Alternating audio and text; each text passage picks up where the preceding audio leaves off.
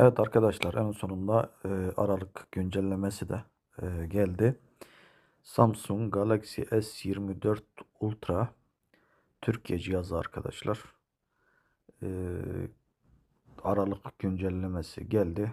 Bilmeyenler, duymayanlar veya bildirim alamayanlar güncelleme bölümünden güncellemelerini kontrol edebilirler arkadaşlar. Görmüş olduğunuz gibi burada 1 Aralık 2025 yazıyor. Yani Aralık'ın güncellemesi geldi. Bu güncellemede de zaten arkadaşlar yukarıda görüyorsunuz.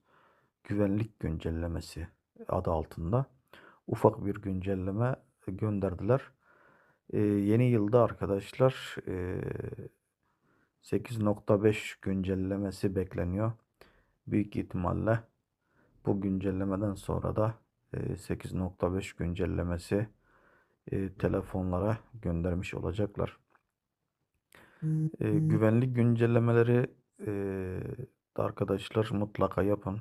Çünkü önemli telefonunuzun açısından. Bu güncellemeler yapıldığı sürece mutlaka ve mutlaka cihazlarınızı yaptırın. Çünkü hackerlara karşı veya çözülen bazı şeylere karşı tekrardan bir güvenlik güncellemesini yapıp aslında telefonlarımızı güvence altına almalarını sağlıyorlar. Bundan dolayı güvenlik güncellemeleri geldiği sürece arkadaşlar mutlaka cihazlarınıza güvenlik güncellemeleri yapın.